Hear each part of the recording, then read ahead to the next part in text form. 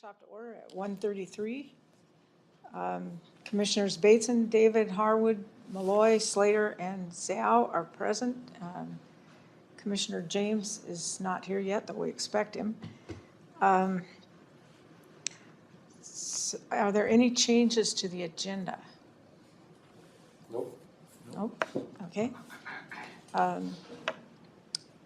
First, we've got to approve the May minutes. Anybody? Motion that we approve the May minutes. Second. All in favor? Aye. Any opposed? Okay. So I guess I'll turn it over to you, David. Oh. And you can. I can turn it over to our You can turn consultants. it to the consultants. Aaron has done, as usual, yeoman's job of updating the profile, and you have a new copy, hard copy. And he's also prepared to talk about new stuff, so I'll just turn it over to you and go right ahead. Okay. Well, I can go over the changes that, oh, sorry. I need to push this on. Okay, there we go. I can go over the changes suggested by the commission that we've incorporated. They were track changes in the document, so I can kind of go over those one by one. And then I've also would like to go over kind of the next steps for this preliminary effort for the comprehensive plan. Since we have a special guest, Jamie Bruner, one of the key components that's still kind of a placeholder now in that community profile are lake quality issues. And Jamie's from IDEQ, and she came kind of prepared to talk about the unique circumstances of Lake Coeur d'Alene. And again, this is a fact-finding mission, but it subsequently, through a more broader update, this may lead to some potential policy considerations and ultimately development code updates. But that is work to come and will involve a much more broader process, including a public engagement, a robust public engagement process when we get there. So with that, I'll turn it over to Jamie. Oh, you have one yourself. Okay. Thank you for having me here. I appreciate the opportunity to talk to you about Coeur d'Alene Lake. My name is Jamie Bruner. I'm with the Idaho Department of Environmental Quality. I'm the Coeur d'Alene Lake Management Plan Supervisor for the state. We work in tandem with the Coeur d'Alene tribe on Coeur d'Alene Lake management issues. Unfortunately, the tribe wasn't able to join me today, although we usually do present in tandem on this sort of topic. So feel free to interrupt me along the way if you have any questions, or if I'm not clear on anything, I can stop and chat. It doesn't have to be super formal. So go ahead and do the next.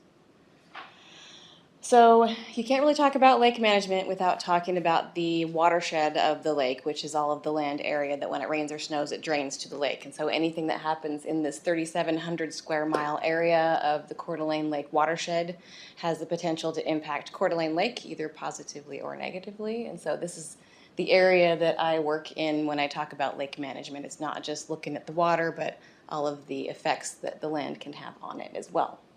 You can see the little yellow wedge shape at the lower left there. That is the current present day Coeur d'Alene Indian Reservation, although their Aboriginal territory did expand way beyond the boundaries of the Coeur d'Alene Basin. So they have an interest in the entire Coeur d'Alene Basin as well.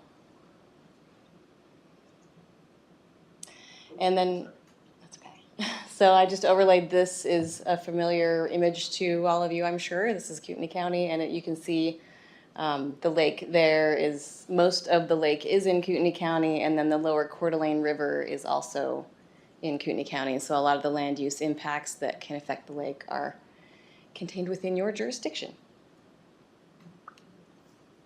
So with Coeur d'Alene Lake, it's a unique situation, which you're probably all aware of, but I didn't want to assume. So I'm just going to give a very quick overview of the history. Back in the late 1800s, silver and gold were discovered in the Silver Valley, which is the South Fork Coeur d'Alene River that drains into Coeur d'Alene Lake. And from then on, there was rampant mining, because it was a very good source of minerals that we need as a nation. And with that came the logging in the surrounding hillsides to support the mining activities, and then the railroad activity that also supported that, and the Union Pacific Railroad that hauled the ore out of the basin to the rest of the world. And a lot of the mine tailings during this time, there's still mining going on, but back in the day when this first started, much of the tailings ended up discharged directly into the floodplains, which is the area around the rivers, or into the rivers and streams themselves. So there were a lot of heavy metals laden tailings that ended up in our watershed. And there's just a few pictures. You can see some of that historic mining picture up in the upper left. And like I said, we still have mining going on today. However, these days we do have environmental regulations in place that keep those tailings from just being discharged into our waterways. So mining is a very significant part of our history and our present day economy. A few more pictures of just some of the effects of this mining. The upper left is just a big pile of mine tailings. This is in one of the tributaries to the river, I believe. Terry, you can correct me if I'm wrong. And then there's just a couple. Be careful not to correct you. Feel free, especially if it's blatant. Okay, go ahead. Just some other pictures of a lot of the tailings discharged into the river valleys historically that we're still dealing with in our present day management activities. And then the lower right-hand picture is a picture from 2009. This is just to show, you can see the sediment plume coming in on the upper left in the water. That's the discharge coming into the lake from the Coeur d'Alene River. And the water to the right would be pushing north from the St. Joe River. You can see the difference in color there with the sediment plume coming in. And that is heavy metals laden sediment coming into the lake. And that's not very long ago, and this happens every spring when we have a significant or any runoff event. We still have a lot of those tailings that are being pushed into the lake, and so it's not just a legacy impact that we're dealing with, but we're still having, as they're cleaning up upstream still, we still have these metals coming into the lake with the sediment. So Congress enacted CERCLA, which is more commonly referred to as Superfund, Comprehensive Environmental Response and Liability Act in 1980, and not long after that, Bunker Hill was placed on the priorities list under CERCLA. And what this law does is it allows the federal government to respond to releases of hazardous substances, such as the metals from the mining releases. It allows them to respond to that and clean it up so that the human health and environment impacts are being addressed in a more timely manner than otherwise could have. So this is the current project boundary for the Bunker Hill Superfund site. As you can see, the lake is part of the Superfund site. This is a common misconception that the lake is not part of the Superfund site. It is, indeed. The only difference is there's not a remedy identified for the lake specifically under CERCLA, but it is part of the Superfund site. So this is the legacy impact we're dealing with in the lake. The red shows areas of the lake bed sediment. This isn't the water column. This is measurements from the lake bed sediment down at the bottom, showing the levels of lead. There are a handful of other metals that have come down with the mining tailings, but lead is our primary focus just because it's not good for humans or animals and the environment. So 1,500 parts per million lead are all the red areas. You can see the lower Coeur d'Alene River, which is the source of these tailings being pulled down the river. Much of that is red in the lateral lakes that along the lower river, and then you can see where the Coeur d'Alene River discharges into the lake onward north, a lot of red in there as well, because this is the way the water flows. And so the river discharges that into the lake, the water carries it northward and then out the Spokane River, but it's hanging out in the bottom sediments and still getting more every year as it flows in. This is just that same picture again to reiterate that we still are having more metals move into the lake. And so this makes Coeur d'Alene Lake unique as far as lakes go. I mean, any lake you want to manage its health because they're important for the environment and for our economies. But in our case in particular, we do have this added issue of the metals themselves. Yeah, I have a question. Could you repeat the number of parts per million you're talking about? The red areas on that map were 1,500 parts per million and above. And then there was a kind of a mid shade in there that was 1,500 down to, I think, 500. And then, so we have significant levels of lead and cadmium, arsenic, zinc in our bottom sediments. And at some points during the year, it's also in the water column. Like when you saw that sediment plume coming through, it's suspended in the water column at that point too. I just add that some of those sites, the lower Coeur d'Alene River, are running between 20 and 40,000 parts per million. What's the normal, like what would you want to see for a healthy ecosystem? Oh, I don't know what it, Well, for the wildlife, it's 534. well, the action level for That's cleanup cleanup. is around Yield is 500. 1,000. But in a natural environment, I think you're down to like maybe 2-digit numbers. Yeah, I mean, the North Fork is like, what was it, like maybe 40, 50, 60 parts is all. Yeah, maximum. The background is way, way lower than that. So, like I alluded to, Coeur d'Alene Lake is part of the Superfund site, but there's no remedy for it. So under CERCLA, they go through a process where they look at the area, they evaluate how are we going to deal with these contaminants, whatever hazardous release they're dealing with. They come up with what's called remedies under the law. This is, a list of action items essentially to go through and clean up these areas.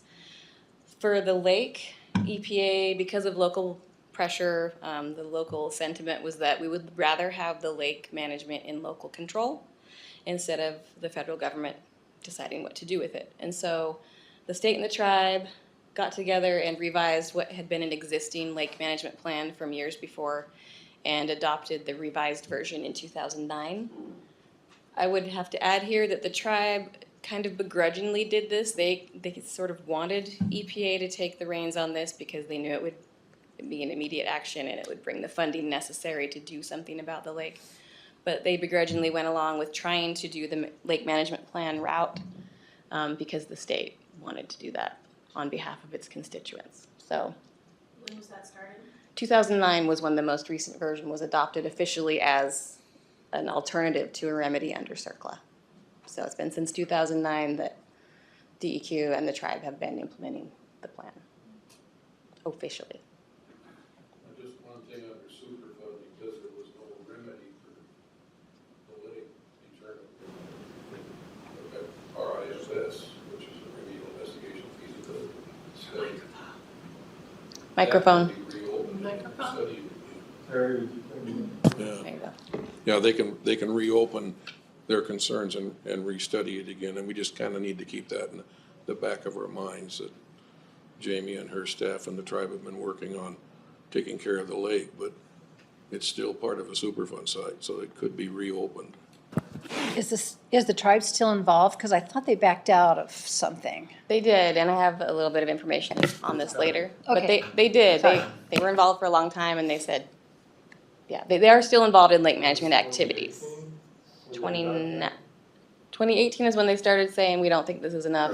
2019 is when I think they made it official, when they stepped back from. So what they stepped back from is officially saying that they thought the lake management plan was sufficient as an alternative to a remedy. Now they're, as we see trends that you'll see here in a minute, they're saying, we don't think, what's in the lake management plan is a bad idea to do, but we don't think the way it's implemented currently is enough to protect the lake. So, yes, they did step back It's from fair that. to say they didn't get the partnering that they thought they would get From EPA? from the county and the state. Right. Yes, they thought there would be more action early on as a result of the plan being implemented.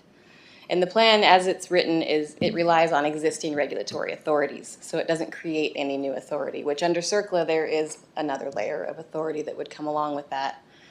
And so the tribe didn't see the actions being taken that they were hoping would under the By plan. not having a remedy under Superfund for the lake, then there are no federal dollars available to do any work on the lake. That's one of the problems that she's got and the tribe has as well. Right, so we're funding it outside of the Superfund. Because bank. that's why they wanted the EPA involved, because then there would be funding and a remedy, or not. Funding available and a little more regulatory teeth that Gotcha. would come along with that, potentially, depending on what remedy they identify. If the EPA comes up with a remedy for Coeur d'Alene Lake, then they'll be in charge of managing the Yeah, and that- remedy. And that doesn't go well with the surrounding individuals in the area, yeah. Right. So basically, the goal of the lake management plan is to manage those metals in place that are in the bottom sediments, to keep those in place by managing phosphorus as a surrogate. So essentially, if we manage the food going into the ecosystem, it keeps the oxygen at healthy levels, which keeps the chemistry the way we need it.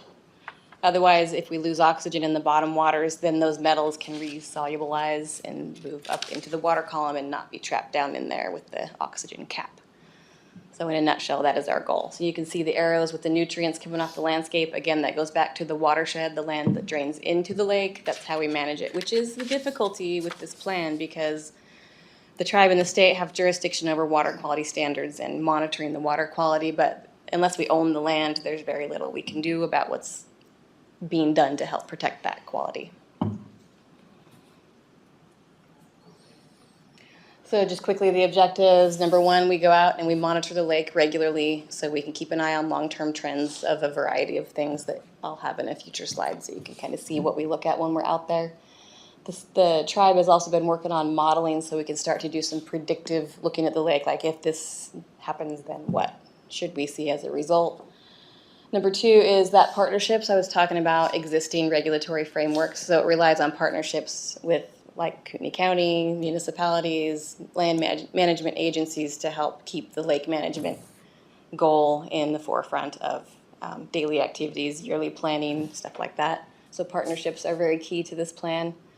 Number three is we need to develop and implement a nutrient reduction action plan. If we need to manage phosphorus, which is our key nutrient that we keep an eye on, then we need to have a plan how to do that. Where is it coming from? How can we manage that? We're in the process of developing that currently. Number four is increasing awareness. If people don't know there's a problem, certainly it's going to be difficult to convince them to do anything in its favor. And this is a tough one also because the lake looks fine. You can't see the metals at the bottom, so it's a tough sell sometimes, usually. So we're always doing public awareness and going out and we have a variety of programs we participate in to try and target audiences. Like we have the Confluence Project, which is high school students. We have Panhandle SEEP, which is Stormwater and Erosion Education Program that talks about stormwater and erosion, obviously, because that contributes to phosphorus as well. So we have a variety of programs for education and outreach. And then with any good plan, you're going to have funding. So our fifth objective is just to always keep an eye out for potential funding to keep this going. So in the lake management plan itself, we have several tables of what we call triggers. These are kind of designed to be our early warning system. So some of these parameters you see up here, phosphorus and nitrogen, dissolved oxygen, chlorophyll A, which is the green in plants. We keep an eye on that as a surrogate for productive growth in the lake. Heavy metals and pH. These all have triggers that when those are being approached by the trends that we're tracking or they've been exceeded, then we need to take a closer look because this is our early warning that, hey, it's going in a direction we don't want it to go. So then going back to objective one, which is the science, we go out and we do monitoring year round. We've been doing it since 2007, I believe. And so looking at the ecology of lake to keep an eye on some of these trends to know where we're at with those triggers in relation to the triggers. In general, the lake is pretty complex because it's like 4 different lakes. Like each section kind of behaves differently. The southern end down on the reservation is shallow and much more productive, so they have a lot higher levels of phosphorus, more algae, more green, more growth. And then as you get further north, you want to push, I think there's a couple more. I borrowed these slides from our limnologist, Craig, who's, if you want a science-heavy presentation, the details, he can certainly give you that. But as you move north, it gets cooler, deeper, and we have more metals because as you saw on that red graphic, the metals come from the river and flow north. So naturally, you're going to see higher levels of metals in the northern end of the lake. And these little dots on the lake are the places where we go out regularly and collect samples for monitoring those trends in relation to triggers. That doesn't make sense to me, a higher concentration in the north, because if it's coming in at the south, I would think that the higher concentration would be at the south. Well, it comes in about 2/3 of the way down. At Harrison? Yeah. Yeah, Okay, so so- as you move north, it gets, Because yeah.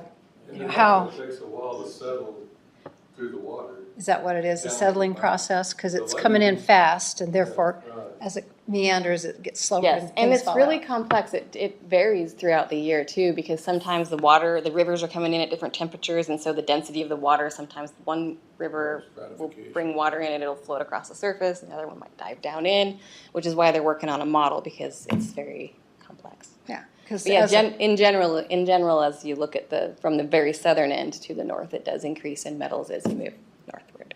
Okay, that helps, just because as a layperson, when you think about it, I always think, well, when I spill something, it's heavier here than it is out Yes. in the distance. And so making the point that because it comes in fast and takes time to settle out, It's suspended in yeah. the water. Yeah. And you're dealing with a lake that's 200 feet deep. yeah.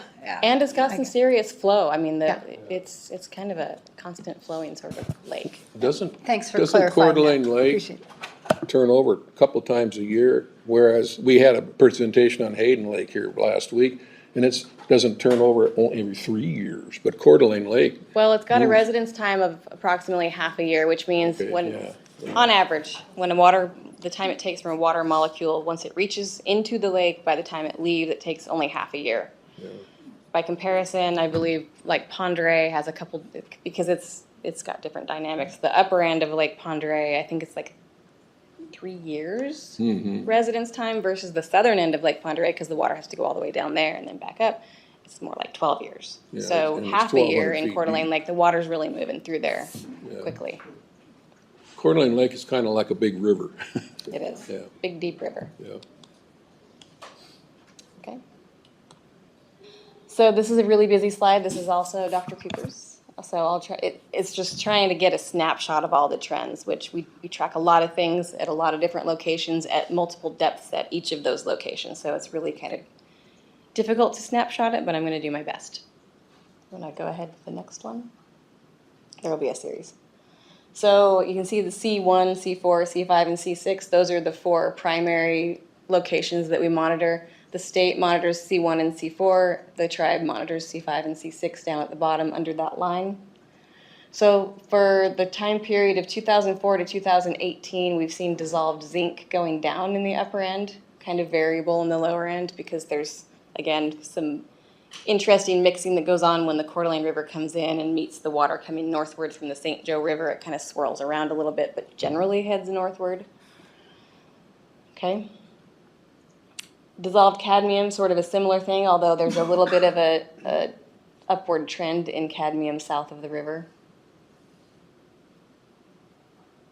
Dissolved lead, in this time period we're looking at, we did see some dissolved lead trends going upward north of the river and kind of flat south of the river.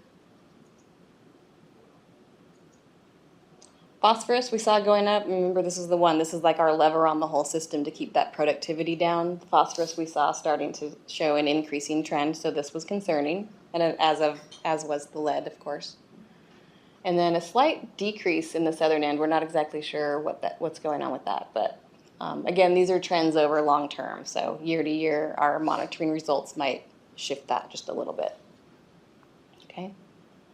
Chlorophyll A, which is the green stuff in plants, is kind of our surrogate indicator for how productive the lake is.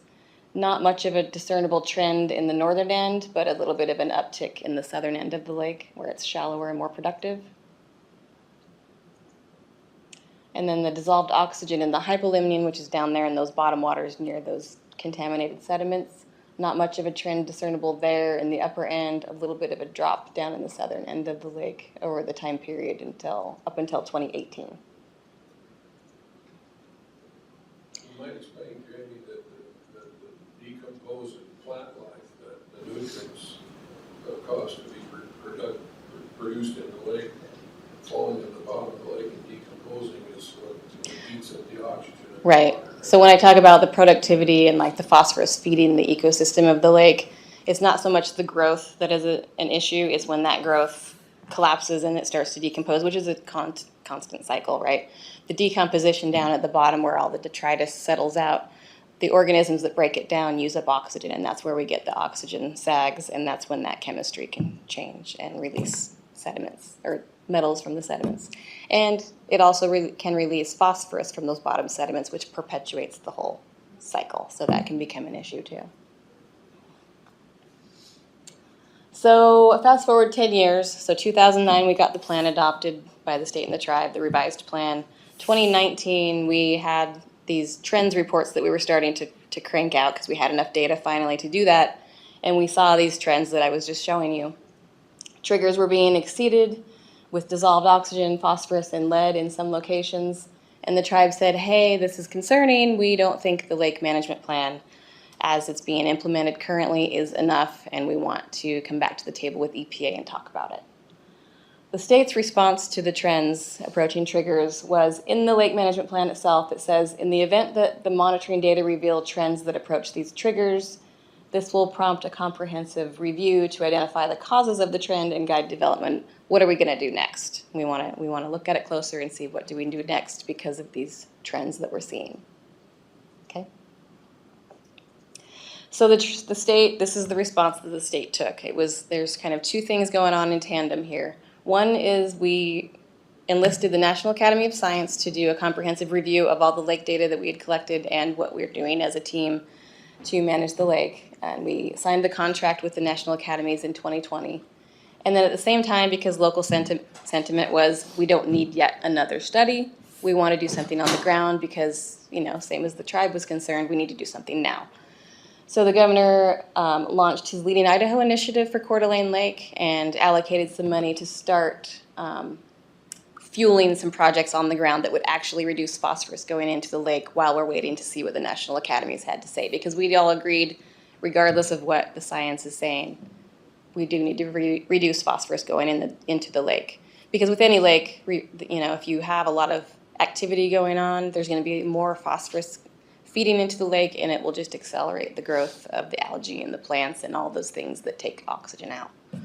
So, two of those things going on in tandem, and I'll go a little bit into detail on both of those. So the National Academies did this third-party review. It was sponsored by Idaho DEQ, Kootenai County, and EPA. The scope of it was we wanted them to look at the current water quality and validate, are these trends that we're looking at real?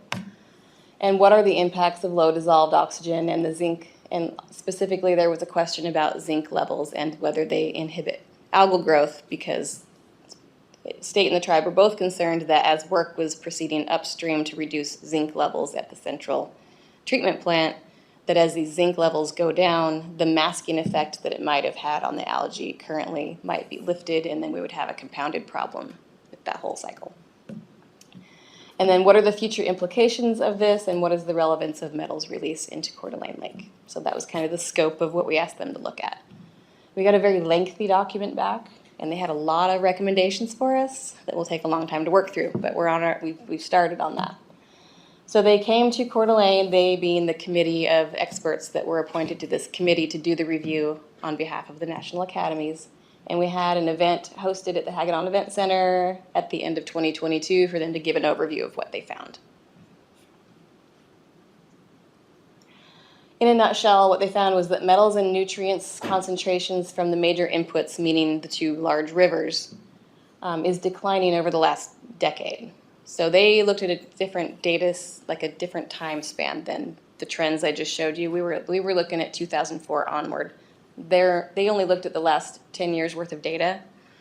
And so what they saw looking at that time frame was that the metals and nutrients coming in from the rivers is declining over that time frame.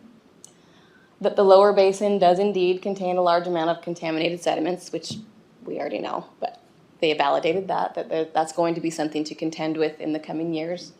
It'll continue to, like a conveyor belt, it's still moving down through the system.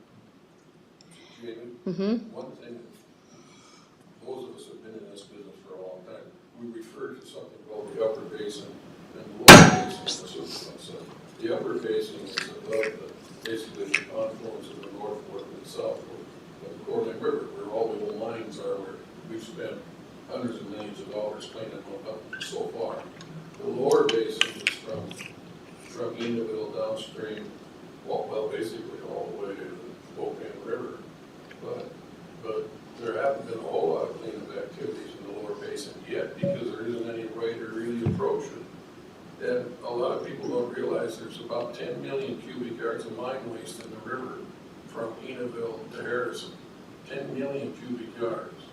So that plume that she showed you, most of that was from scouring the lower basin river out in the banks of the river that are contaminated. It didn't come from the old mine sites up, like Kellogg or Osborne or Wharton or places like that. So the lower basin is really a problem for us. Which is about where the county line starts. Yeah, just about where the county line, all the problems in Kootenai County now, basically. So the South Major Fork source. Coeur d'Alene River has a higher what's the word I'm looking for? It's a little bit steeper, and right up until it meets with the North Fork. And so right where the North Fork and South Fork come together, the lower river or the lower basin flattens out. And so all those activities that have been happening in the upper watershed flowing downstream settle out in the riverbed. And so it's Well, just kind of been because the scouring Post out Falls since Dam, then. You know, the Post Falls Dam gives you slack water all the way to the Catalpa overramp there, you know, right at the mission.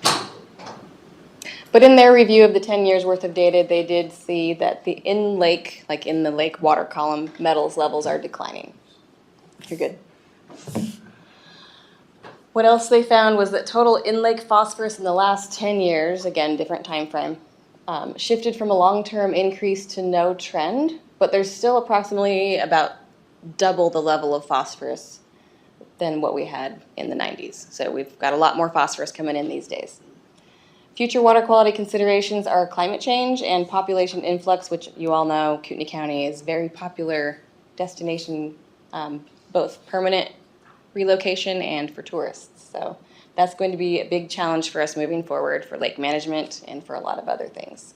And they also had a long list of monitoring improvements that they suggested for us to look at, which we are also, we're implementing some of them slowly as our resources allow. So some of their recommendations for us as a team at DEQ were they suggested, they didn't call it a science coordination team, but they suggested there's a lot of agencies doing a lot of monitoring and assessment in the basin. They suggested we figure out a way to make that more cohesive and more transparent to the public. And so we have a science coordination team convened now. It's DEQ, the tribe, USGS, EPA, University of Idaho. I think that's it. Okay. So that's ongoing, and they're going to be looking at one of their roles. They have a lot of roles, but one of their tasks is to look at that long list of recommendations from the national academies and help us guide like which ones are higher priority to pursue and how do we go about doing that. And then also some more watershed monitoring to get a better handle on the incoming rivers, particularly the tributaries around the lakeshore itself, not necessarily just the two big rivers, but also those other tributaries, which we're also working on that monitoring currently with the tribe. They wanted to see a little more bay and shallower water monitoring because that's more of a canary in the coal mine. Like the productivity is in the water column up higher where the light can penetrate and where it's warmer. And so they wanted us to look a little bit more at that. So we're working on incorporating more of that into our monitoring.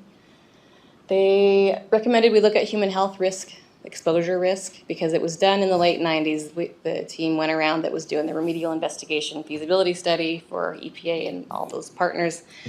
And they looked at risk in recreational areas around the whole basin, but they didn't really focus specifically on the lake. They did some monitoring there, but the National Academies recommended not only is that outdated, late 90s, but also there should be a concerted, like a focus on Coeur d'Alene Lake and the Spokane River recreational areas and also occupational exposure to heavy metals that might be there. So this summer we do have a team with Alta Science and Engineering going out and doing some resampling of recreational areas around the lake and river. Yeah, so that final report should be out by 2026, but as we get information, we'll report it out in different venues such as Basin Commission meetings and any county meetings that you would want to have that information reported out. We can certainly come and report that out as we get it. And also, we didn't ask them for recommendations for on-the-ground activities, but they said, by the way, it'd be a really good idea to target wastewater treatment upgrades because even though they're expensive, we know where they're at. They discharge from a pipe. It's tidy to just address phosphorus sources there when you can. So. You're working on stormwater runoff too, like the city of Coeur d'Alene and some. You get the loadings not only from the wastewater treatment plants, this stuff, but you get it from stormwater. Mm-hmm. So Kellogg's working on some of it, Coeur d'Alene's working on stormwater runoff. It's part of this whole program that the governor helped fund. Leading Idaho, yep. Don't steal my thunder, Terry. Is wastewater treatment limited to like municipal systems, or does it include like septic systems? They were specifically referring to like municipal wastewater treatment systems where you have a whole bunch of people connected in one treatment facility to make it more efficient. Not individual, like septic tanks and drain fields and stuff like that. Well, they called that out as a potential issue too, but they said there's opportunity with wastewater systems because they're already under permits and regulated that we would have. And it's concentrated, right? And it's more bang for the buck. So in a nutshell, what they said was, we've been doing things that are worthwhile all this time, which is good. We don't want to be wasting time or effort or money. But there's still a lot of work ahead of us. So that's our takeaway message. So then that other effort, tandem effort on the ground, Leading Idaho for Coeur d'Alene Lake, Brad Little appointed the Coeur d'Alene Lake Advisory Committee, and you can go to this web page and see all of the committee members. They're not currently meeting because they've already picked all the projects that are getting this funding, but they are listed on there if you're curious to see who all was on that committee to help decide where $33 million worth of Leading Idaho money was going to go to. People, entities throughout the basin submitted applications with ideas for projects that would reduce phosphorus, and so the CLAC, we call them, went through this list of projects and decided which ones would bring us the most goodness for that money. This is one of my favorite meetings of all time. Really? Because I got to walk in, make a motion to approve $20 million worth of projects, and then we're done. Well, you like The the group money. had already done all the heavy lifting. I got appointed after all that. Yeah, it was a very productive meeting. Okay. So just kind of a quick sampling of the projects that are being funded with that $33 million and are underway. Stormwater projects, like Terry mentioned, the city of Coeur d'Alene has 4 outfall projects. 3 of them are done now, and they have 1 more left to They do. made a report not too long ago, and it was pretty good, pretty good progress in what they were doing, so I can't remember. You might, Dave, you might have a better idea, but, They were on top of everything they said they were gonna do, so it's Kellogg. yeah. Yeah, they've both been really good to work Yeah. with. In East Side Highway District, same thing, they were on the ball. I All think of them they're were done, yeah. East Side Highway District had 2 road projects. Both of the road projects are pretty much done. They just have like 1 coat of seal coat Right. left for one of the projects, and then it'll be done by the end of summer. City of Kellogg had 5 outfall projects. There's a plus sign there because they also proposed to evaluate some of the areas of the city that they don't really have a lot of information on to propose specific projects yet, and so they want to get a handle on what else they might need. I believe they have 1, 2, 3 of their outfall projects also done. Yes. So good progress on a lot of the stormwater that carries phosphorus into our waterways. Well, some of the CERCLA remedies up there discharge into their stormwater system too. So that, yeah, oh yes. So it's a win-win. So they're getting rid of that as well. So they're taking care of the phosphate loading from stormwater, but they're also taking care of some of the heavy metals. Because some of the manholes up in Kellogg have a pipe that goes right up the hill to the mine cleanup. Oh, yeah, I know, I installed some of them. So, yeah. So anyway, yeah, so they're getting a double whammy that way. So then some other projects with Leading Idaho funds, wastewater, South Fork Sewer District in Page, which probably also gets a lot of metals. Well, it does get a lot of metals. In addition to phosphorus, we're getting 2 wastewater treatment plants are getting some upgrades, which should make the National Academies happy. So the South Fork Sewer District is on the South Fork Coeur d'Alene River, and then the Santa Fernwood is down in the southern end of the basin on the St. Mary's River, not on the river itself, but in that drainage. And then non-point sources, which is basically soil erosion, things like that. We have a handful of non-point source projects that we've funded on a variety of tributaries to Coeur d'Alene Lake as well. Leading Idaho and National Academy's recommendations overlap in that some of the money from Leading Idaho went to fund some of their recommendations that they had in their report. So the science coordination team is receiving some funding to facilitate their meetings. The human health exposure risk that I mentioned before, we're calling it risk-based evaluation because human health risk assessment is a very specific term under CERCLA, I guess, and EPA didn't want things to be confused, so we had to find a different name, but that effort the sampling that's going on this summer is being funded through Leading Idaho, and then also some of that tributary monitoring I mentioned, the tribe has received some Leading Idaho funds to look at the southern tributaries and help us get a better handle on phosphorus loading from those waterways.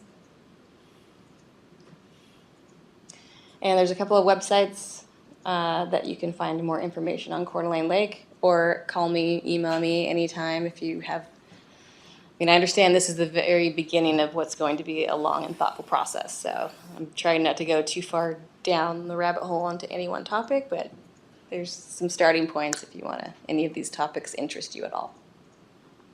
And then I do have more slides. We're not done yet. So managing phosphorus, where does it come from? Phosphorus is essential for life. I mean, there's supplements, people eat phosphorus. It's in food. We want it in our lives. It's driving the food web because it's a nutrient. That's good.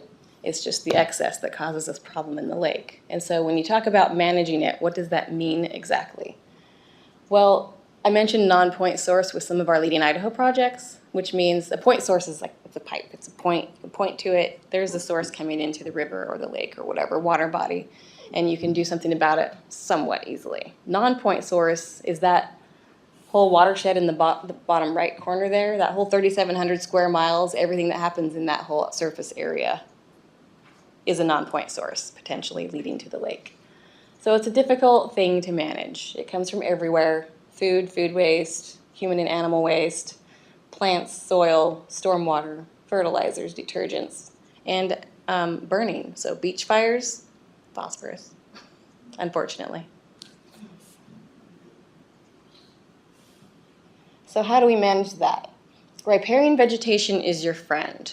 So as you start to think about comprehensive planning and maybe some land use code, any opportunity there would be to incentivize or somehow establish or maintain riparian vegetation, which is the water-loving vegetation along shorelines, creek banks, river banks. It's a special kind of vegetation that likes it there, and it provides a lot of goodness for protecting the water from nutrients directly and also the things that carry nutrients into the water, like stormwater and soil. It intercepts the surface runoff across the surface. It stabilizes the soil with the root structure. And especially if you have a mix of like grasses and forbs and shrubs and trees, then you have a lot of different services that are being provided by that structural diversity. They uptake nutrients directly from the surface water and groundwater, so that's more that's not reaching the water itself. They provide shade, so the water temperature benefits from it, and they also provide habitat, both on the shore and by overhanging into the water.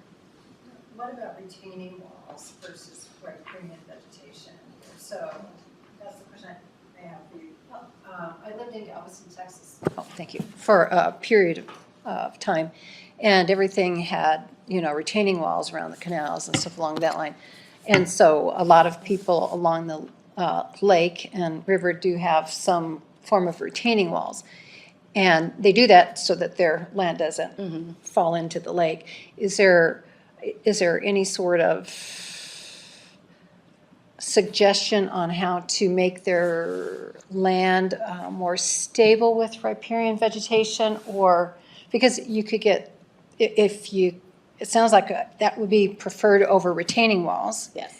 And if you can, is there a way that you know of that we can make suggestions on how to preserve their waterfront, not have it fall into the water itself by a certain type of riparian vegetation? They could plant 100 feet of the flat area they create by having a retaining wall with these kinds of vegetation she's talking about. The problem is you try to get the vegetation to absorb some of the loading of the phosphorus before it ever gets to the river. So any kind of a structure made out of something that's inorganic, rock, brick, concrete, whatever, is not going to do that. And the reason they do the retaining walls is so they can have more property. Yeah. And that's the problem, because if you replace a natural slope full of all kinds of vegetation with a retaining wall and push your land out another 20 feet into the river, you've defeated the whole thing. Well, first of all, pushing your land out into the river is not allowed. Well, yeah. Not by me, it's by other people. But your best friend is maintaining existing vegetation because it's already found its stable balance with the soil-water interactions. But there are a lot of ways. I mean, NRCS, Natural Resources Conservation Service, and your local conservation districts can come out. Each piece is going to be different. So there's bioengineering techniques that are available. There's a lot of different tools that they can bring engineers and. This is a jumping off point for the complex. Because yeah. we need to have policy Yeah, to change to this sort of thing. that's what I'm asking, so that's because. Because we got a whole 60 years of people clearing out the riparian area, putting in sandy beaches. It's much harder to reestablish the riparian It's area. much- yeah, It can be done, It's but kind of like unchiseling stone. that's a good analogy. Chiseling stone, is that what you said? I'm assuming there's a list of these preferred plants, and is there like a hierarchy of, some might be better than others? Question one, I have other questions. so, Okay. go ahead. Well, so each site is going to be different, so different aspects, different hydrology, different things that impact what sorts of plants are more successful there. A starting point might be, I know there's native plant societies, like chapters throughout the state that have lists, some of them have lists of native plants out there that are suitable for different types of habitats. Again, the conservation district offices and the NRCS have a lot of good resources available that they offer to landowners at no cost. But yeah, if you have a specific site that you think you want to have looked at and have a list of recommended plants, we could certainly find people that can develop that. Well, and that was my next question. Are there like a subset of landscapers that are kind of experts at this, that if we have a landowner wanting to do this, that we can offer that and someone to come out and make suggestions of what would work? Landscapers specifically, I'm sure there are some out there that prefer that approach. I don't know if that's a marketing Yeah, I don't think I use, approach around here. all of the years that I've done this No, it stuff, hasn't. the NRCS has come up with some of the best applications, and it's mostly been on agricultural lands in the lower basin where they want to the riverbank, see how it's caving in there in that picture and undercutting. The NRCS comes out and works with the landowner, and they put in a process of small rock interseeded with all kinds of vegetative growth. And that, it's stabilized the banks, because the banks of the river are all contaminated, and so is the bottom and the banks.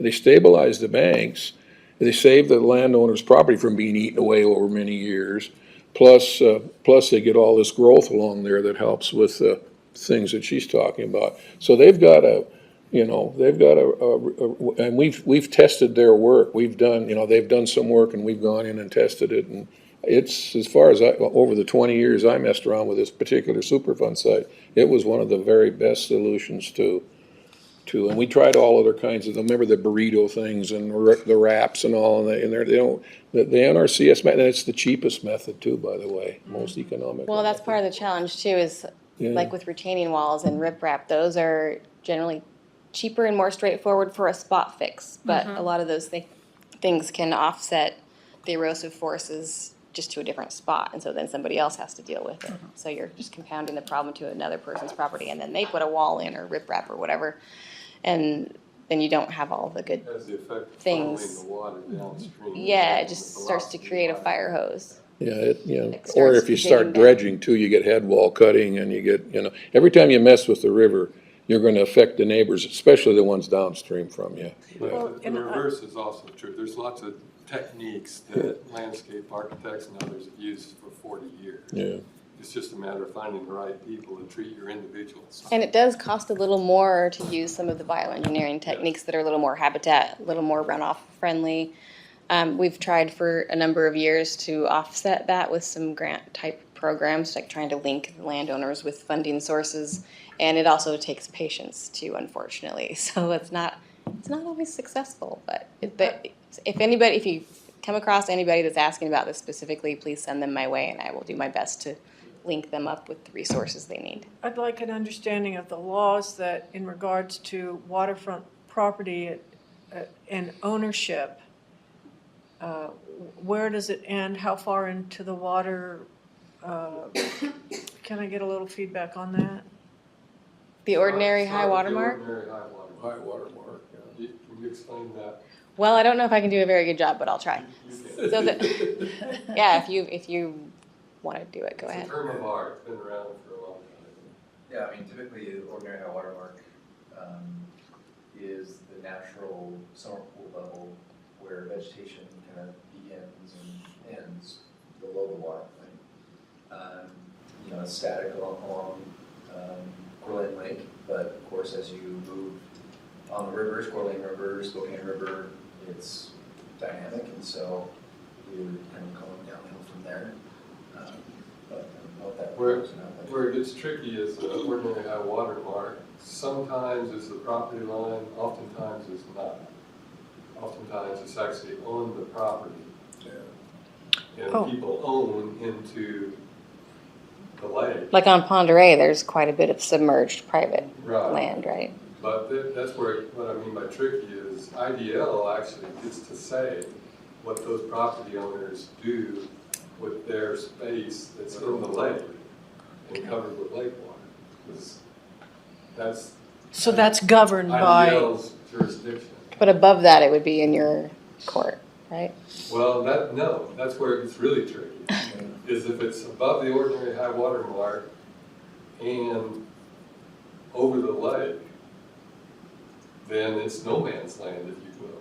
There is no jurisdiction, because IDL doesn't do anything, and we don't either. Our Army Corps?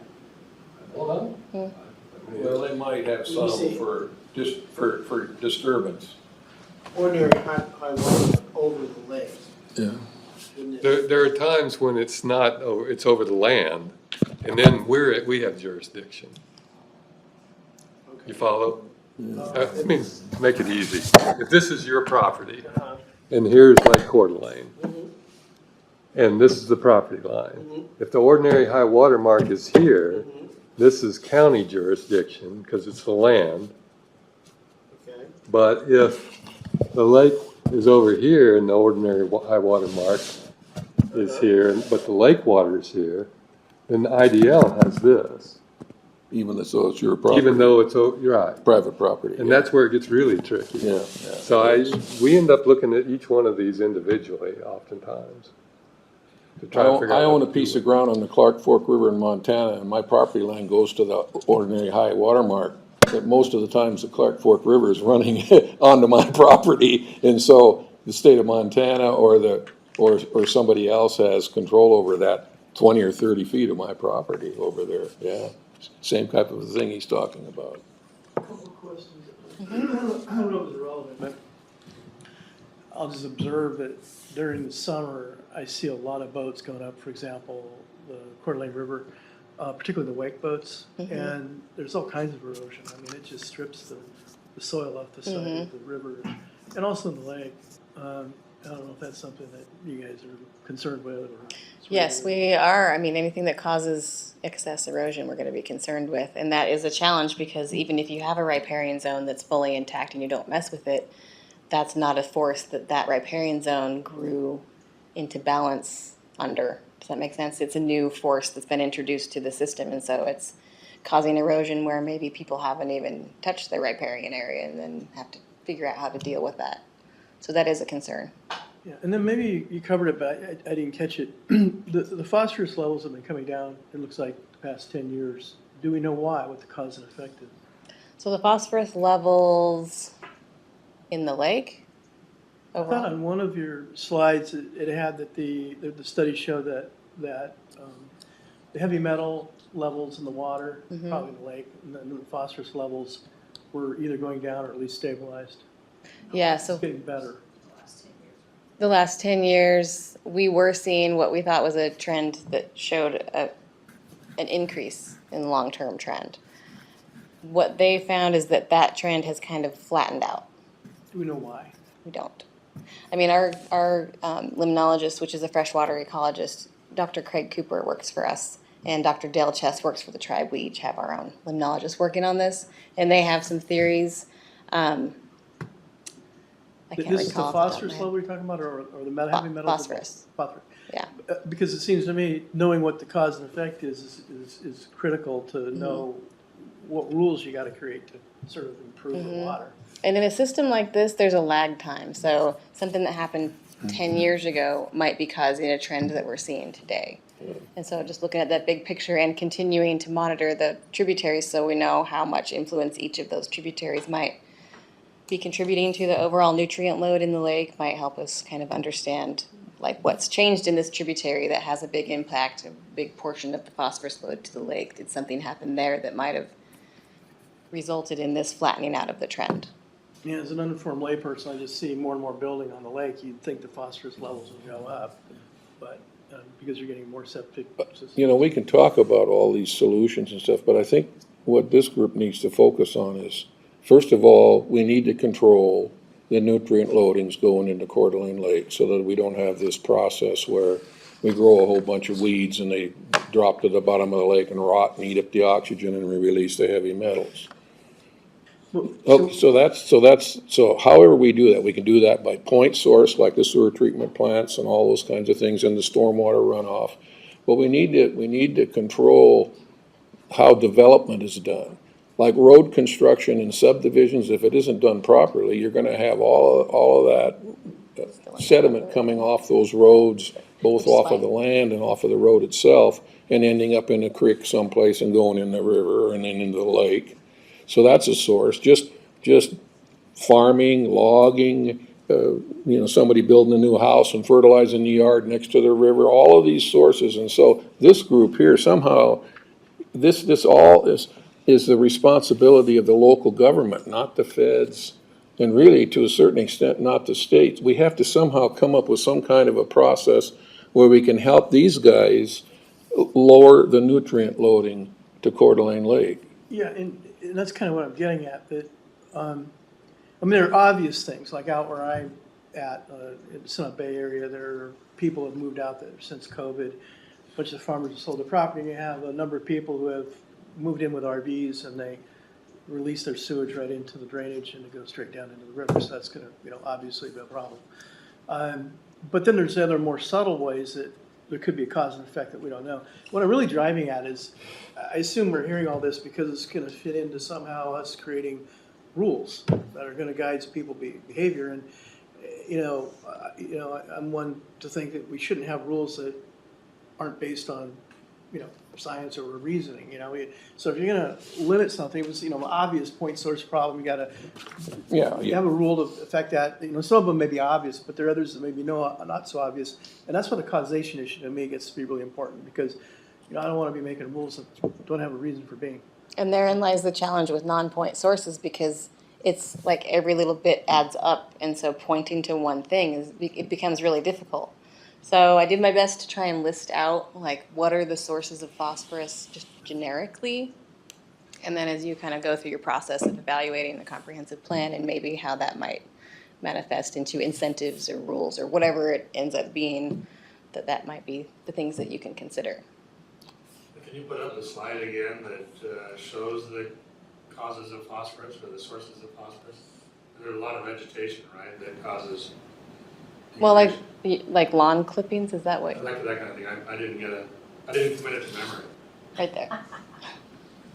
Well, it's funny, I did a quick search on the internet to make sure, like, do I have all the sources on here? And I found things like it's in glass, it's in fine china, it's in baking soda. There's phosphorus everywhere. Wow, basically everything. But like lawn and garden clippings, I get a call almost every year, people seeing lawn clippings and leaves floating downriver that somebody just Throwing theirs. dumped into the river. And a lot of it is education. If people know that that's collectively going to have a negative impact on our lake, then maybe they would think twice about it. And I think the reason that we want to keep the Coeur d'Alene Lake from eutrophying, like Fernan Lake, for instance, is because there's really no viable Superfund cleanup in my mind for Coeur d'Alene Lake. What are you going to do? Dredge 75 million tons of heavy metal sediments off the bottom of the lake?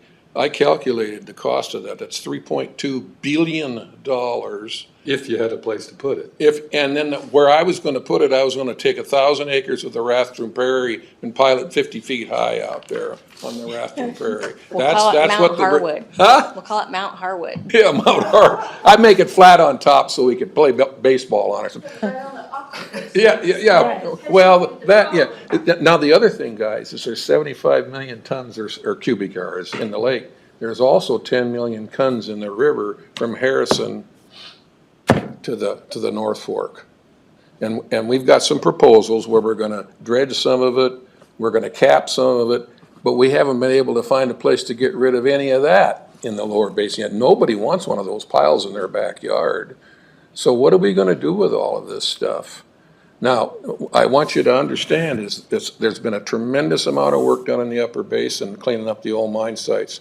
We're gonna have the North Fork or the 9 Mile drainage that comes out in Wallace cleaned up in the next 2 years. It'll be done.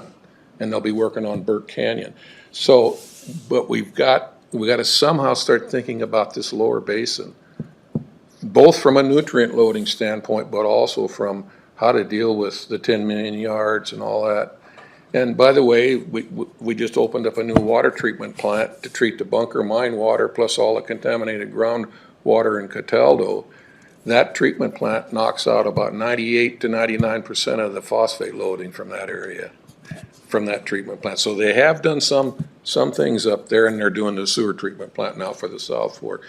The point source stuff, like Dave says, is pretty easy because you know where it is and you can deal with it. It's this, all of this non-point stuff. Look at the size of that, that drainage.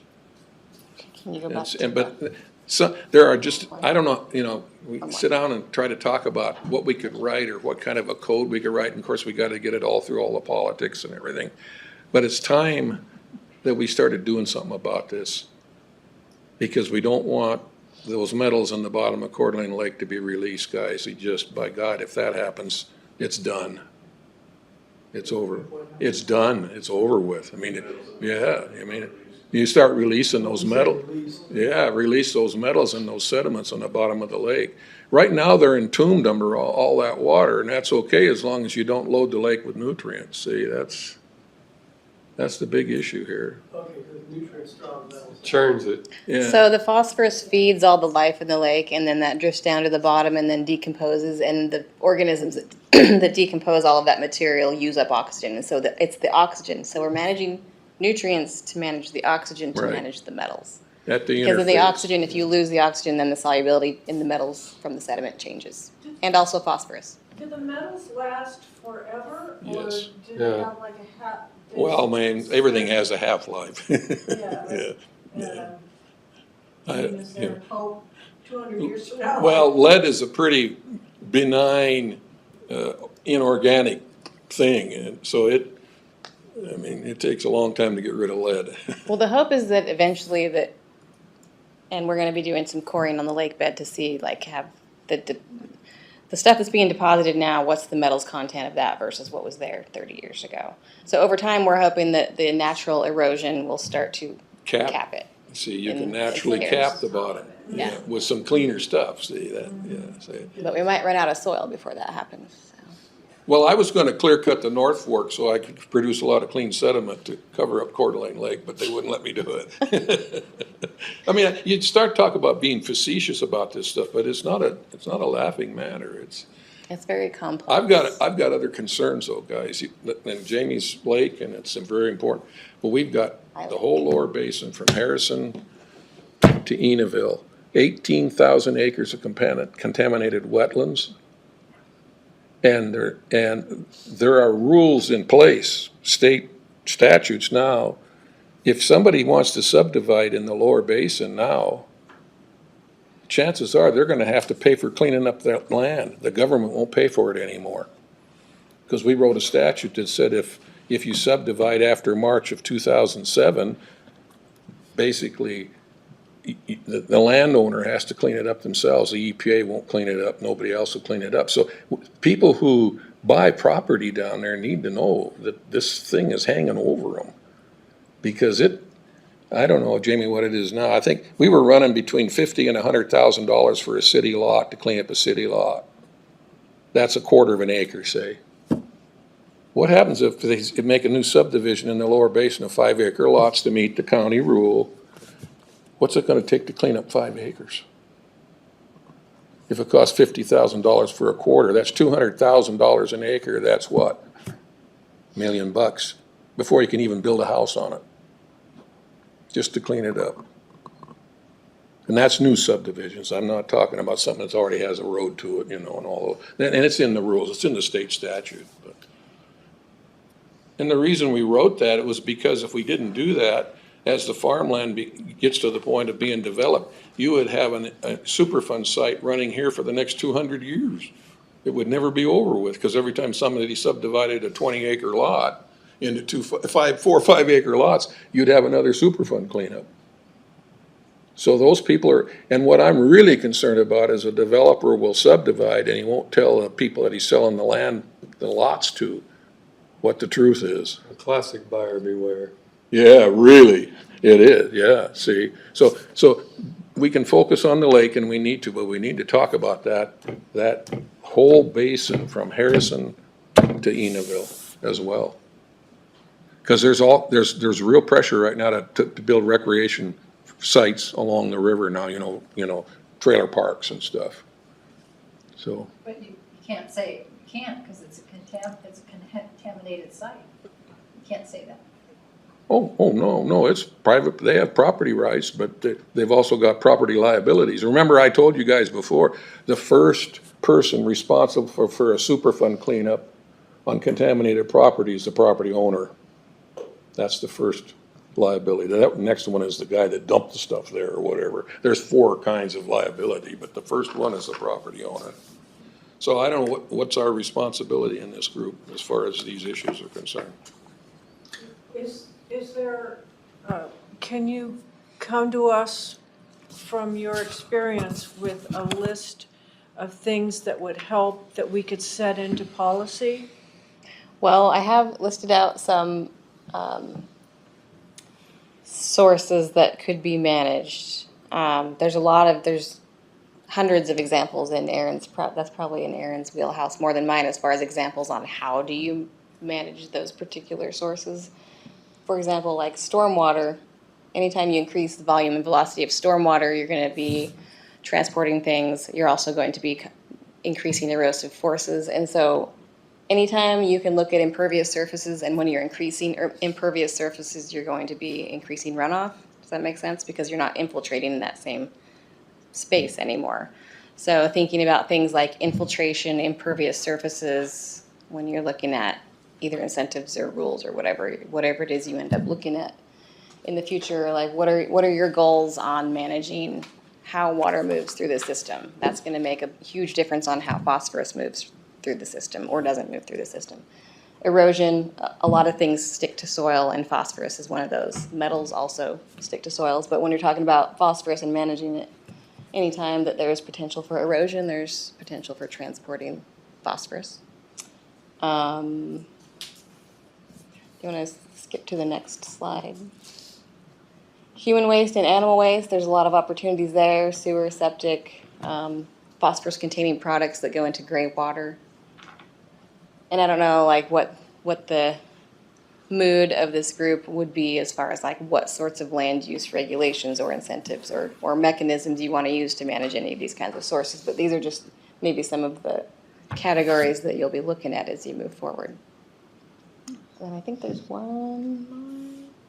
And fertilizer. Fertilizer is a big one, obviously. It's directly applying phosphorus to the landscape. So anytime you're over applying or applying maybe not at the right time or don't have a riparian buffer between, it's not just along waterways either. I know that shoreline property owners get very sensitive because they're picked on a lot. Because they're right there, you can see them. It's very visible that they've got this lush green lawn on the shoreline, so that's an obvious source. But lawns throughout this 3,700 square mile area all eventually can run off to a water body that goes to the lake. So fertilizers can be a big deal, not just individual landowners, but large tracts of land, agriculture. And I don't know regulatory or incentive-wise on the county level how you manage that, but that's just something else to keep in mind. I'll give you an example. We rebuilt a campground right in Cataldo so many years ago. Trailer Park was a old beat up piece of junk place, and of course every time the government comes, the owner gets a Cadillac, instead of a Volkswagen. But anyway, so we redid this whole campground, paved roads, water system, and we stabilized the banks of the river there, and we planted willows and did all that so we would, reduce any runoff from that property. And as soon as the plants came up, the owner of the trailer park went out and cut them all down so that his people who visited his park could get down to the river to see the river and fish. So he destroyed all of the vegetation that had been planted at that site. But I would say there's a lot of different areas you could focus on, but if you're gonna narrow it down to categories, I would say stormwater erosion and riparian zones would be good places to really focus. Now, from your experience dealing with the community, would you say that just starting, if we could put out education to make people more aware that there is a problem without creating a panic, do you think that there would be a positive enough reaction to at least get started in helping this? Yes, but it's a long process. And constant. I mean, you have to Yes. kind of keep Yeah. at the You education gotta- thing. You gotta be at this sort of thing all the time. Right. Day in and day out. So not, you're saying maybe a piece of it, but not sufficient that we need more? We need a lot more. Here's a Yeah. quick for instance. My staff's dealing with a literal $1 million boondoggle right now this moment, where a builder has built a 30-foot retaining wall without a permit and no best management practices. So all the soil's sloughing off into the streams and into the lake. He's doing that because he knows he can, Get and he away knows with that the fine is minimal, and he's going to pass the cost on to the buyer. And this is a repeat offender. Now, the neighbors know about this. The neighbors, in some cases, in other parts of the county, will call us right when this sort of thing is happening.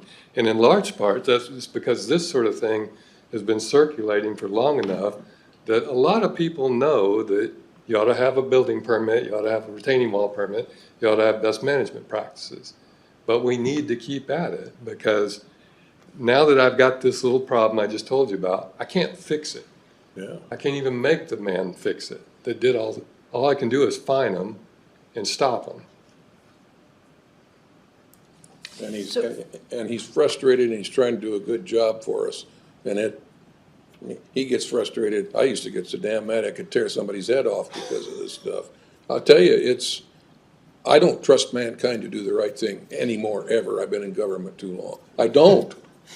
Because I've seen too many horrible things take place. And I guess I just need to croak and be over with. But the point is that the worst thing you can do is come up with a code or a regulation and then not enforce it. Right. That's even worse. Then they figure that out real fast. Right. Yeah, Yeah. yeah. This is the age-old problem of the commons, the old English commons where people would, the farmers would bring their sheep and let them graze. And I see the other guy's sheep are taking some of the grass I want, so I push my sheep out more. Everybody keeps pushing their sheep out until there's no more grass, and then the animals starve. And you have to have enforcement with teeth. That's the only way to do it, because the incentive, well, you would hope the goodwill of people would, being educated would, and some will, take measures to try to improve the environment here.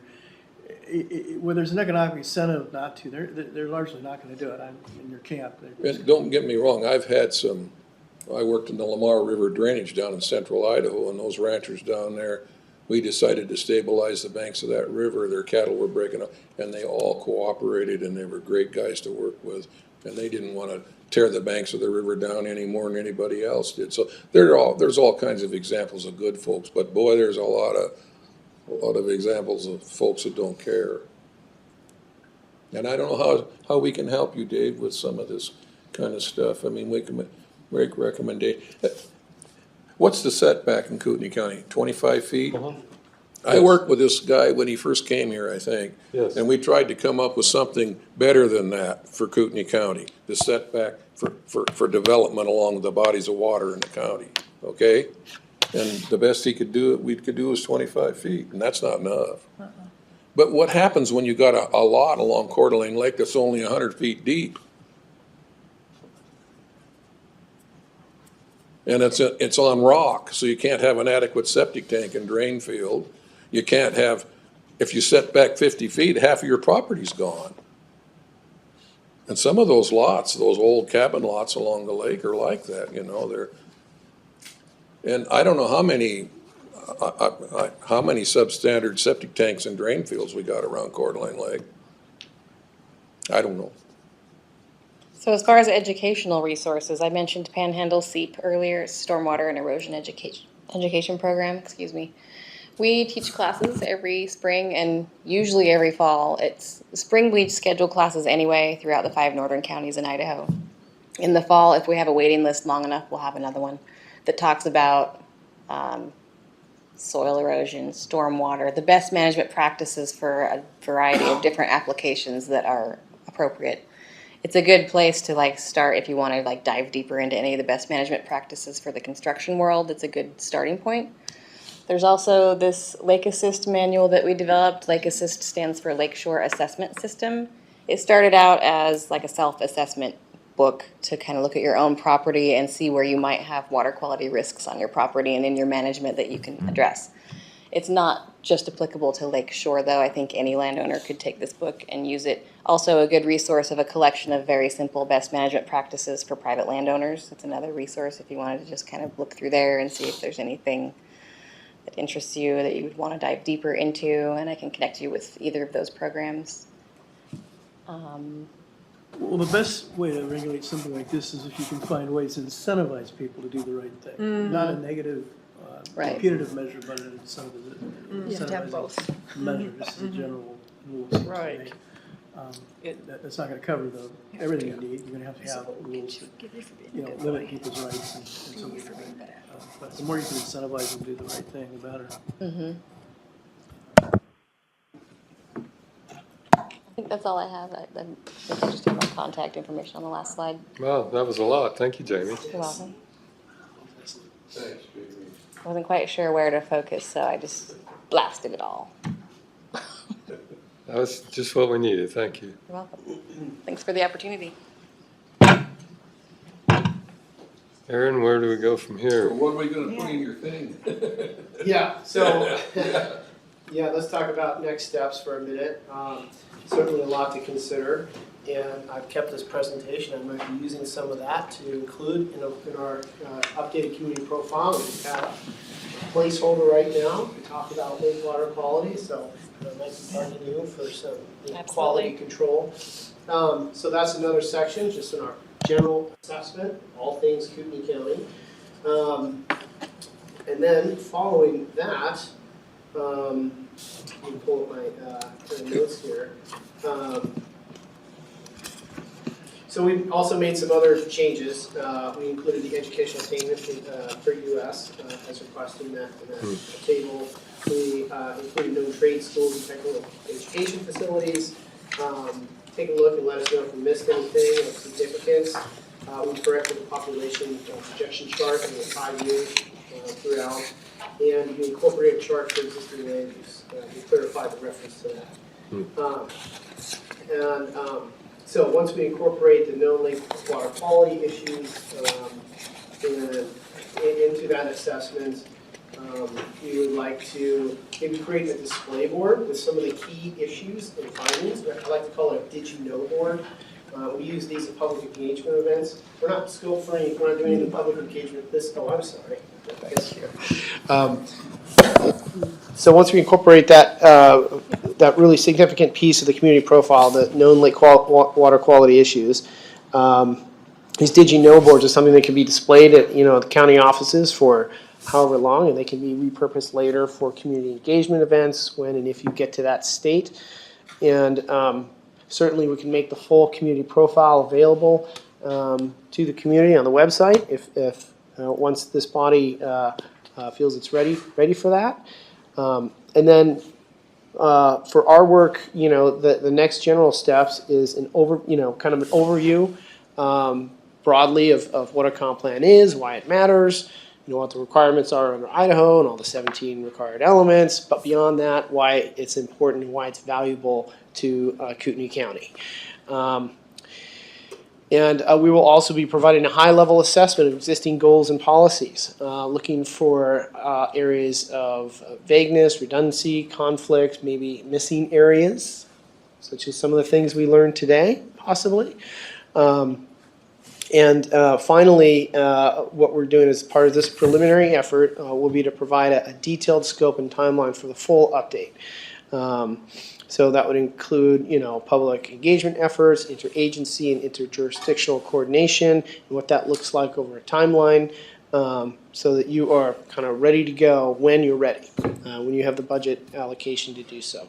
So that would complete our work for this initial stages. So it's always great to start with data so that we all kind of share the same reality, or at least close to it, so that we can move forward in identifying, the key updates that may be needed. Well, we need to talk about the lake, there's no question about that. But as far as I'm concerned, dealing with the contamination in the lower basin is just as important as protecting the aquifer, because human health is involved.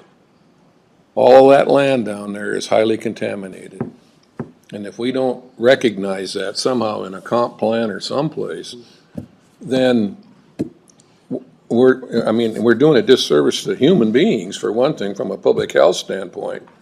Not only that, but we're also doing a disservice to people that might want to come here and live here and find out later that they got to pay hundreds of thousands of dollars to clean up a piece of ground before they can even develop it. So if we don't talk about from the lower basin as well as dealing with nutrient loadings to Coeur d'Alene Lake, which is really important, we're really missing the boat. Because, wall to wall, the high water that she showed in 2009, every bit of that land is contaminated. Every bit of it, some of it really bad. And so, you drive through towards the mission from here, and you look out across the swamp there, the ponds and everything, there's 30 feet of toxic waste dumped on that. That pump she showed in the one picture there, the pipe with the thing falling out, they dredged the river for 30 or 40 or 50 years and dumped all that crap out on Mission Flats.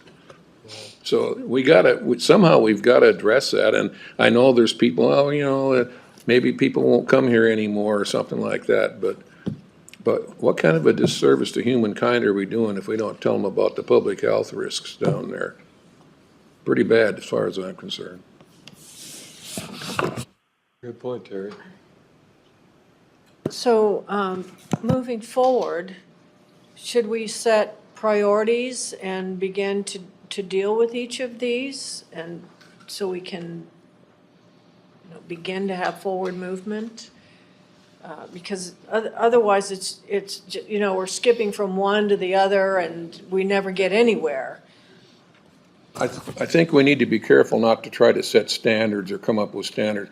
I think what we need to do is recognize that there is this situation in this county, in our comprehensive plan, and just so people are aware of it. It's up to those developers and landowners that buy that property down there and want to do something with it to deal with the contamination problem, but at least they need to know about it, and it needs to be recognized that as far as the county is concerned, we may not issue a building permit for a house down there until the property's cleaned up.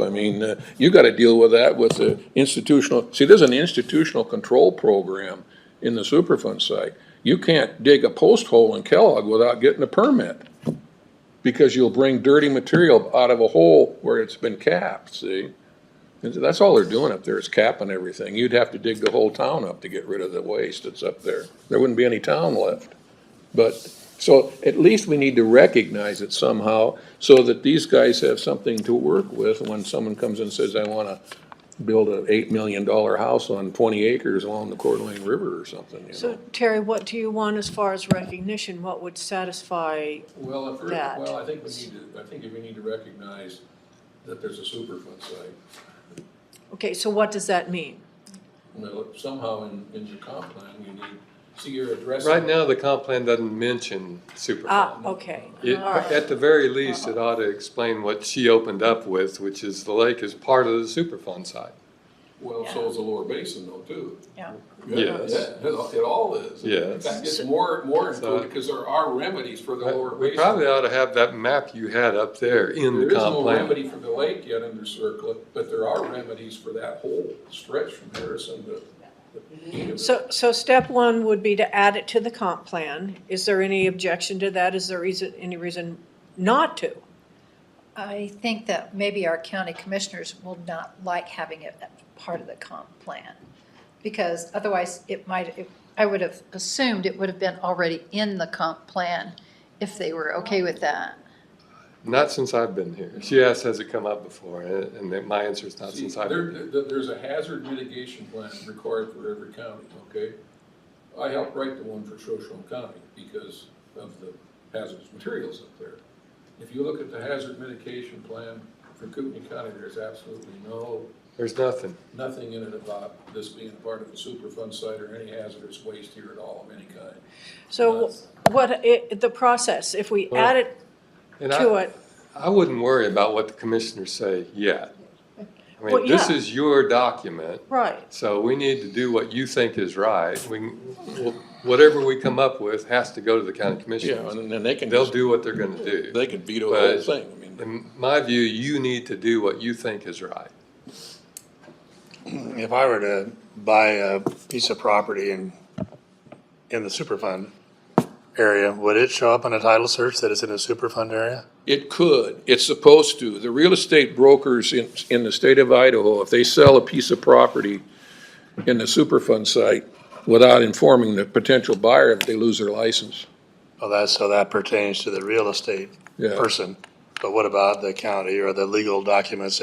I don't know about that. Panhandle Health monitors all that stuff for the state and the Basin Commission and the feds and everybody up in Kellogg, but for the Superfund site, both the Kootenai County and Shoshone County portions of it. But I don't know if someone will say, oh, wait a minute, this is a Superfund site or it's contaminated property. I don't know if somebody would do that. I don't know how that would work. I can't answer your question. so do we need to make a motion, or do we just say, hey, we're all good for adding it on the comp plan? Well, What's the we need procedure? we need to figure out a way to write the stuff too, so we can help these guys out. Yeah. So right now, all we're doing is really, this is fact finding. We're just providing known information to later inform what policies you may devise later. So I don't think there's any harm in hiding any information if it's relevant, or may be relevant to policies. We have right now over 30 pages of data collected on a variety of topics. And this is one where we wanted to hear from IDEQ so that we could get an accurate picture of what to just include as just data. No, I think that's Now- a good starting point, because we can build policy off of that later. Right. 'Cause one of the things that worries me right now, going to your point, is we check every building permit for planning purposes. But the planners don't have a title report when we're looking at a building permit. The only time we get a title report is if there's a new subdivision. And so who knows how many permits we've let go through. And by the May way, have violated on the federal Basin law. Commission website is the description of the institutional controls administrative boundary by legal description by a land surveyor. I wrote it, by the way. Do you mind emailing me that? Yeah, you go into the basincommission.com and I'm go not to. gonna remember. Okay, Just if go you'd to email me. ICP and go down and you'll get you can log on the legal description of the institutional control administrative boundary by quarter section. And we have the GIS layers of the boundaries of the ICP boundary, which is something we use for our review during building permits and things like that. So if it lies within that boundary, we're We gonna would send it know. to a PhD. So you've got that boundary now, Yes. okay, good. yeah, that's, All right. but Can you remind us what ICP is? institutional control program. In other words, it's a program where the government agencies are assuring that after the cleanup's done, that somebody doesn't come in and dig a basement and dig a whole bunch of waste up and spread it all over the property But are we again. checking So they have to get and each of the contractors that operate within that area have to be certified to operate in that Lies within area. that boundary. Okay. Yeah. And Panhandle Health District Right. administers the permits for that. Which extends along the river all the way to Harrison, correct? Yeah, the boundary goes right down to the mouth and cuts straight across. In fact, if you look at the Basin Commission website, it's got the maps of the ICP boundary institute. There's a whole set of maps in there. Apparently, we do too. I Yeah, didn't realize it. yeah. Thanks, Ben. Yeah, I could bring it up on the screen if you wanted Yeah, to see go ahead it. and do a screen Yeah, share. it's on the webpage, but No, you're not on Zoom. in I was old fashioned. I wrote the legal borrow description your by hand. HDMI. I didn't use GPS. But anyway. So that, if they're checking on that, that's great, man. That's good, because then, like you say, maybe somebody won't buy a piece of bad property and not know it, so. Okay. And the property's not bad, it just needs to be cleaned up. So what you see in red is the actual boundary for ICP. And when planners are reviewing building permits, site disturbance permits, whatever kind of permit within these boundaries, then they go to the Panhandle Health Good, District. that's great. Office of Right. Kellogg. Yeah, that's the boundary there, goes clear up to Lookout Pass. Yeah, that's as far as, there's the county line there. Yeah, but, right there, yeah. You mind exporting that? What's that? Mind exporting that and send it my way? Oh, yeah, I can. I don't know what's your dark purple on there, what's that, the designation? Oh, yeah, we're looking at different Is things. that the 100-year Sorry. floodplain or Yeah, something? Okay, yeah, that's all right, floodplain. yeah. We've Okay. commingled information. Yeah, that makes sense, your layers, yeah. Yeah. Okay, thank you. By the way, we took what the EPA had come up with the boundaries for the Superfund site, and when we did this, we squeezed those boundaries down as tight to the river as we possibly, so some guy living way up in the mountaintop someplace didn't have to go through all of it. So we really tightened those boundaries up way back in 2004 or whenever the heck, 2005 when we did it, so. So it's as tight as we can make it right now, and still cover all the old mine sites and hazard sites and everything like that, so. But I really appreciate you guys got that, that's, yeah, boy. I learned something new today. I'm sorry I didn't know that. Yeah, Oy. Okay. Anything else, Aaron? No, I guess, we'll come up with a, revised community profile, and we'll go through the next steps. And, just to kind of reiterate, what you will be looking at is policy based on, quantitative and qualitative analysis, data and public input later. On the policies, your legal justification for any, development code and zoning code updates, which all comes later. And if you don't mind, I would just hearing that the nature of the political concerns, and if you don't mind, I'd like to just offer that one of the reasons the planning commissions were established at the turn of the century was to take the politics out of it. Right? You can let the politicians worry about the political ramifications. Your job as community members and volunteers as a planning commission is really to do what you think is best. Well, we may want to be sure You that make we're a documenting what the staff is already doing too, see? If they're already doing a bunch of this stuff, then all we need to do is have it documented in the Yeah. plan or something. Yeah. I mean, it's great that they're doing it, but of course, if we say that they're doing it, maybe they get into trouble, I don't know. That's fine. I'll deal with that. You'll deal with that, okay. I mean, I'm sorry, guys, but I've been concerned about this for a long time, I grew up here, so. And by the way, I'd swim in the lake right now, no matter what.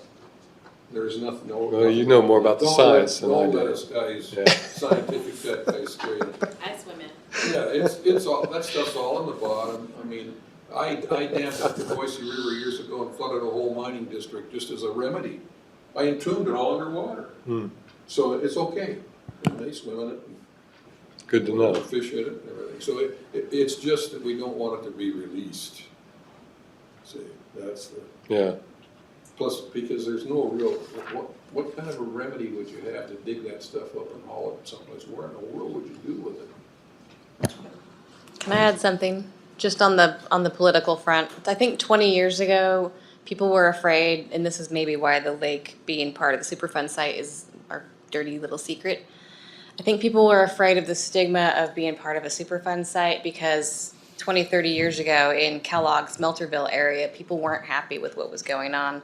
Since then, I think they have a much better feeling about the cleanup process and the goodness that it's brought the community, and I feel like I hear a much more positive sentiment about what the cleanup activities have brought to the basin.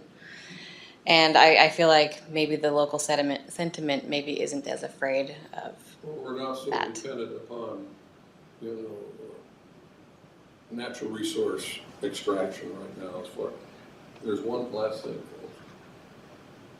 If we don't deal with some of these issues in a manner that helps, I have concerns that somebody will sue the county, the state of Idaho, or something over the fact that we're not dealing with a Superfund site properly. And you'll end up with another study on Coeur d'Alene Lake, and God knows what might happen then. I don't think we should get in a position where we reopen a study of a remedy for Coeur d'Alene Lake. I have some real concerns about that. And the reason I have those is because who's in charge of the remedy on a Superfund site? The federal government. So let's not reopen the can of worms, especially if we got no place to put the stuff. You know, that's my concern. That's just a personal concern, but I've been around. I've been managing this stuff since 1982, so. It's probably a naive question, but could you put it back into the mines that are no longer active? Well, I mean, you'd, instead of $3.2 billion, you'd have $35.2 billion to do that. Hauling cost. Or $100 billion to. Okay. Yeah. I only did that on one mine site, a uranium mine in southeast Utah, because it was so dry that I could dump the stuff down the dry shaft and cover it back up again. If it reacts with water in any way, you're in trouble, okay? And it's a Humpty Dumpty problem. Once it's gone downstream and further, it's impossible to pull it back. Jamie, I don't know if you're able to speak to this or not, but are there other ways of taking phosphorus out of the water column? I mean, as far as like chemical filtration, or what is available? There are technologies out there to sort of neutralize phosphorus that's in the water column or bottom sediment, but it doesn't really treat what's coming in, and it's a constant source. So like with Fernan, they're struggling with it right now as far as they want to do a treatment on Fernan, and it costs a lot of money to treat what's already in the bottom sediment, not even considering what's still coming in as a legacy impact from what's gone on in the watershed. So there are technologies to neutralize phosphorus, but I think it would be cost prohibitive, and it would be a very short-term sort of fix. No, and the way they were knocking the stuff out in the treatment plant up in Kellogg is they're capturing the sludge, and they're precipitating the sludge. So that's how they're both treating the heavy metals and some of the phosphorus stuff, is because they're using a flocculation process in making sludge, and then the sludge is hauled up and disposed of on top of the waste repository in downtown Kellogg. And I'm sure there are a lot of technologies out there that people could put, say, at like mouths of creeks and stuff, if you could get around like fish passage issues or any of those kinds of things, which is why we go out and work with high school students, because I'm not that smart, but maybe someday there will be a smart student that will help us solve our problems. So, Aaron, when do you anticipate coming back to us with a further product? Not necessarily a finished product, but When you say product, you mean the community profile or the? the community profile, Framework analysis? either or both, Okay. just so we know what your time frame is. I certainly think my next meeting, the next month, we can have policy, the community profile, wrapped up and done. By the way, that does cover a lot of the stuff that you're required to have in the comp plan, a lot of the required elements. So we'll have that at least, and what I hope to also have is a kind of more broad-based overview, which we kind of already covered with kind of rear iteration of a comp plan, and then if I can, I don't want to necessarily promise it right now, but a detailed existing policy framework analysis. And it's going to look at all your different policies and all the different elements in your existing plan and kind of look for where there's maybe some redundancies, or maybe some conflicts. And we've experienced this a little bit through applications in the past, like how to square up this policy with that policy, you know? And so we're gonna look for those, and we're not necessarily gonna suggest what a policy should say, that will come later, but we'll flag them as potential opportunities for cleanups, right? So that's kind of the idea, and that could look like a big table with kind of a summary of key findings in your existing policies and where maybe focus efforts going forward. So that would be the next thing. If I can, it'll be over the next, I'm gonna say, 2 months, and then finally, we'll provide, you know, by 3 months out, I think we can have you a solid scope, you know, going forward for the entire plan. Thank you. So do you want to sort of at least look at meeting once a month? Yes, I think the momentum Yeah. is good. Okay. That'd be good. And I'll get some dates and Right. go from there. Anything else from anyone? I just want to thank you, Jamie. Excellent, very much appreciated. And also Terry, thank you for all that input. It's really helpful.